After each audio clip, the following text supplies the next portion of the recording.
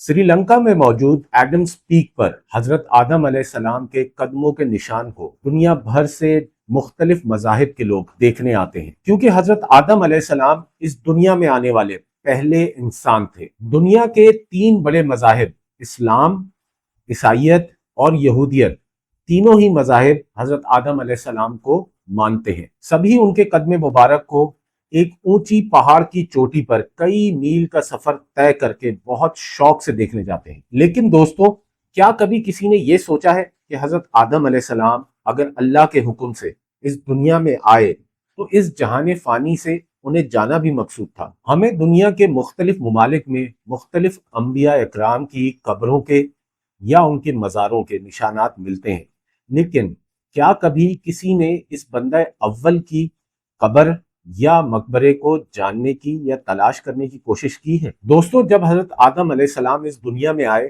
تو ہم سب یہ تو جانتے ہیں کہ وہ سری لنکا میں آئے، لیکن جب وہ اس دنیا سے گئے تو وہ اس دنیا کے کون سے حصے میں تھے؟ ان کو کہاں دفنایا گیا؟ جب مجھے اس چیز کا خیال آیا تو میں نے ریسرچ کرنا شروع کری، اور اس ریسرچ کے دوران میں نے بہت کچھ جانا۔ تو دوستو، اگر آپ بھی جاننا چاہتے ہیں تو میری اس ویڈیو کو شروع سے آخر تک ضرور دیکھیے گا، اور میرے چینل کو سبسکرائب کریں، بیل آئیکن کا بٹن پریس کریں تاکہ میری ہر نئی آنے والی ویڈیو کا نوٹیفیکیشن وقت سے آپ کو مل جائے۔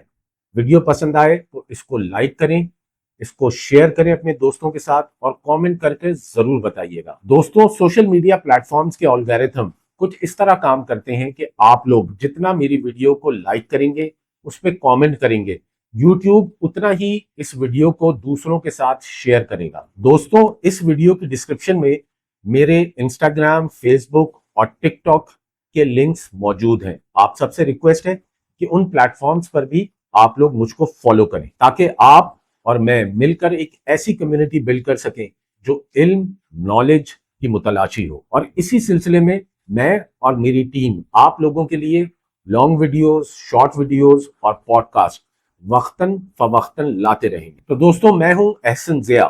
تو چلیں ہم آج کی ویڈیو سٹارٹ کرتے ہیں۔ انسانیت کے پہلے فرد حضرت آدم علیہ السلام کی قبر کا اگر سراغ مل گیا ہے تو اس سے بہت سارے رازوں سے پردہ اٹھایا جا سکتا ہے۔ ریسرچ کے دوران میں جس سفر سے گزرا وہ سرنگوں، اونچی پہاڑیوں، پرانی دیواروں یا پرانی عمارتوں تک محدود نہیں تھا، بلکہ یوں سمجھیے جیسے صدیوں پہ محیط ایک لمبا سفر تھا۔ دوستوں، اب جس راز سے میں پردہ ہٹانے لگا ہوں وہ جان کر آپ لوگوں کو بہت حیرانی ہوگی۔ عقیدہ، تاریخ اور روحانیت سے جڑا شہر یروشلم، جسے اس دنیا کے تین بڑے مذاہب کے لوگ مسلمان، کرسچن یا یہودی اسے اپنا روحانی مرکز مانتے ہیں، یہاں کی تمام در و دیوار سے تاریخ کی چیخیں سنائی دیتی ہیں۔ یہاں ایک چرچ ہے جسے چرچ آف سپل کے نام سے جانا جاتا ہے۔ یہ چرچ کرسچینٹی مذہب کے اندر ایک انتہائی اہم اور بہت بڑا مرکز مانا جاتا ہے، کیونکہ کرسچنز کا یہ ماننا ہے کہ یہ وہی جگہ ہے جہاں حضرت عیسیٰ علیہ السلام کو سولی پر لٹکایا گیا تھا۔ اس جگہ کے لیے یہی کافی نہیں تھا، بلکہ کرسچنز اور یہودیوں کا یہ بھی ماننا ہے کہ شاید حضرت آدم علیہ السلام کی قبر کے نشانات بھی یہی ملتے ہیں، جس جگہ پر کئی سو سال بعد حضرت عیسیٰ علیہ السلام کو مصلوب کیا گیا۔ اب آتے ہیں اصل مدعے کی طرف۔ جیسا کہ آپ سب جانتے ہیں کہ یہ دور ہے سوشل میڈیا کا دور، اور اسی سوشل میڈیا پر پھیلتی ہوئی کچھ خبروں کے مطابق یروشلم کے اندر ایک ٹورسٹ تھا جس کو ہسٹوریکل پلیسز میں بہت زیادہ دلچسپی تھی۔ وہ اس چرچ یعنی چرچ آف سپل کے نزدیک ایک قدیم رستہ تھا، اس کی کھوج میں نکلا۔ اس ریسرچ کے دوران اس کی نظر زمین پر ایک چھوٹے سے سوراخ پر پڑی۔ جب اس شخص نے اس کی کھوج نکالی تو وہاں ایک پوری ٹنل برآمد ہوئی۔ اس ٹنل کے برآمد ہوتے ہی ڈپارٹمنٹ آف آرکیالوجی کو میسج بھیجا گیا، اور دوستو، جب آرکیالوجی ڈپارٹمنٹ کی ٹیم اس جگہ پر پہنچی اور وہاں کی کھدائی کی تو اس کھدائی کے دوران جو کچھ وہاں سامنے آیا وہ بہت ہی حیرت انگیز تھا۔ چرچ کے بالکل نیچے ایک بہت ہی پرسرار قسم کی ایک ٹنل تھی جس کا راستہ ایک کمرے کی طرف نکلتا تھا۔ دوستوں، اس ٹنل کی کنسٹرکشن بہت ہی الگ انداز سے کی گئی تھی۔ اس کے اندر جو پتھر استعمال کیے گئے تھے وہ کوئی عام پتھر نہیں تھے، وہ بہت ہی مخصوص قسم کے اور قدیم پتھروں سے اس ٹنل کو کنسٹرکٹ کیا گیا۔ یہاں پر موجود دروازہ جب کھولا گیا تو وہاں سالوں پرانی ایک قبر برآمد ہوئی۔ یہ کس کی قبر تھی؟ یہاں کون دفن تھا؟ یہ سوال سب کے ذہنوں میں بار بار ابھر رہا۔ اس مقبرے میں رکھے گئے تابوت کو جب کھولا جاتا ہے تو لوگ دیکھ کے حیران ہو جاتے ہیں کہ اس تابوت میں جو انسان دفن کیا گیا تھا وہ ہزاروں سال پرانا تھا۔ مگر دوستوں، آپ کو یہ بات جان کر بہت حیرت ہوگی کہ وہ جسم بالکل ایز اٹ از تھا اور اس جسم پر وقت کے اثرات بالکل نمایاں نہیں ہوئے تھے۔ نہ تو اس میں سے کوئی بو آ رہی تھی اور نہ ہی وہ جسم ہڈیوں میں تبدیل ہوا تھا۔ اس کی جلد اور جسم دکھنے میں بالکل ایسا لگتا تھا کہ جیسے کوئی شخص سو رہا ہو۔ یہ کیسے ممکن ہو سکتا تھا؟ یہ بات ایک نارمل آدمی کی سمجھ سے باہر تھی۔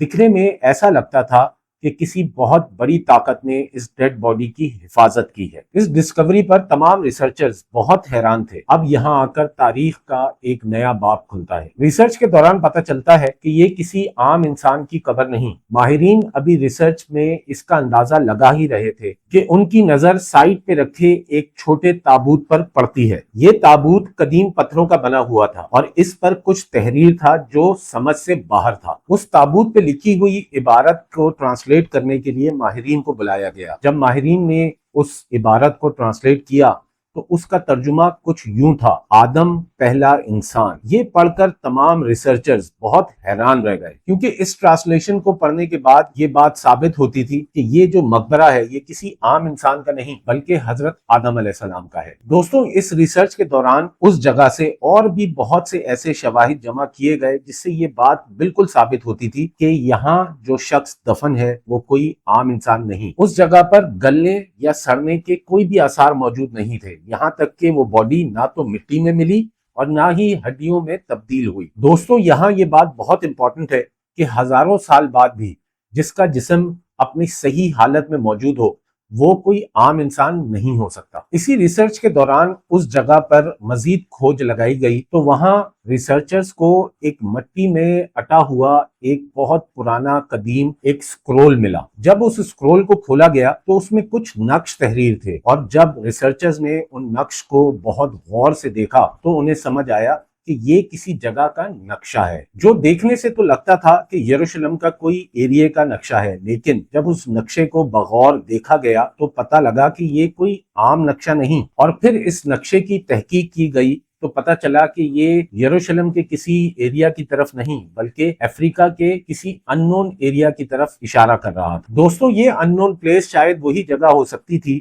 کہ جس کے بارے میں ہمیں پرانی روایات سے پتہ چلتا ہے کہ جب حضرت آدم علیہ السلام کو جنت سے نکال کر دنیا میں بھیجا گیا تو شاید اسی مقام پر اتارا گیا ہو۔ اب یہاں پر ایک نئی چیز سامنے آ گئی کہ جنت جس کا ذکر تقریباً ہر آسمانی کتاب میں ملتا ہے، اس کا رستہ شاید اسی جگہ سے نکلتا ہو۔ ادھر کچھ ماہرین کا یہ بھی ماننا تھا کہ یہ جگہ کوئی ایسا خفیہ رستہ ہو سکتی ہے کہ جو ہم کو کسی دوسری جہان میں لے جائے، سمتھنگ لائک پورٹلز جو ہمیں کسی دوسری دنیا میں لے جاتے ہیں۔ میپ کی ڈرائنگز اور اس میں جو جگہیں ہائی لائٹڈ تھیں، ان چیزوں نے ریسرچرز کو یہ سوچنے پہ مجبور کر دیا کہ شاید حضرت آدم علیہ السلام کا اس دنیا میں آنا اور جنت کا راستہ اسی جگہ سے لنکڈ ہے۔ کیا یہ صرف ایک نظریہ ہے؟ لیکن دوسری طرف اس نقشے میں موجود تحریر نے اس بات کو کافی حد تک یقین میں بدل دیا ہے۔ یہودی مذہب کی اکثر کتابوں میں ہمیں ایک قصہ پڑھنے کو ملتا ہے کہ جب حضرت آدم علیہ السلام اپنی عمر کے آخری حصے میں پہنچے اور انہیں یہ اندازہ ہو گیا کہ شاید اب انہیں اس دنیا فانی سے جانا ہے یا کوچ کر جانا ہے، تو انہوں نے اپنے بیٹوں کو بلایا اور ان سے ریکویسٹ کی کہ وہ جنت کی طرف سفر کریں اور وہاں فرشتوں سے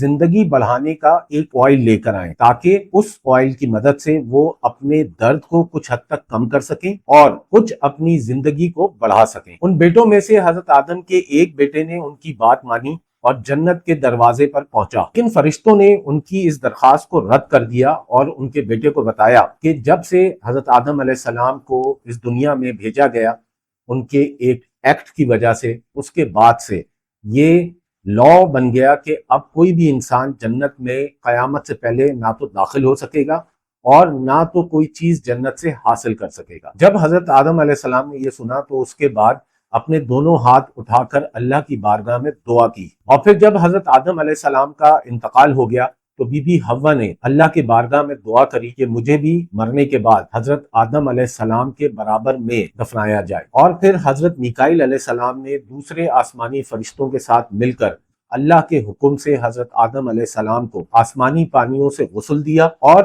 ایسی جگہ ان کی تدفین کری جو آگے چل کر ایک غیر معمولی واقعہ بن جائے۔ یہ واقعہ اس بات کی علامت تھا کہ حضرت آدم علیہ السلام کی تدفین کسی عام انسان کی طرح نہ کی جائے، بلکہ ان کی تدفین اس طرح کی جائے کہ جس سے ان کی عظمت ظاہر ہو۔ اس پوری ریسرچ کے دوران جس نے ان جگہوں کو دریافت کیا تھا، اس شخص نے ایک انٹرویو میں بتایا کہ جب وہ اس مسٹیریس روم تک پہنچا تو وہاں کیا دیکھتا ہے؟ وہ دیکھتا ہے کہ کچھ پرانے لباس میں مبوس لوگ وہاں داخل ہوتے ہیں اور ان کے ہاتھوں میں ایک تابوت تھا جسے وہ لوگ بہت احتیاط کے ساتھ اندر لا رہے تھے، اور وہاں موجود لوگوں میں ایک پادری بھی تھا جس کے چہرے پہ بہت افسوس تھا، اور وہ پادری اس تابوت کے قریب آتا ہے اور اس نے اس تابوت کا کور ہٹایا، اور پھر اس پادری نے اس تابوت میں رکھی باڈی کے ہاتھ کو بہت عقیدت سے چوما، اور پھر اس پادری نے کسی اور زبان میں کچھ کہا جس کا مطلب صحابت ہماری ماں اور آدم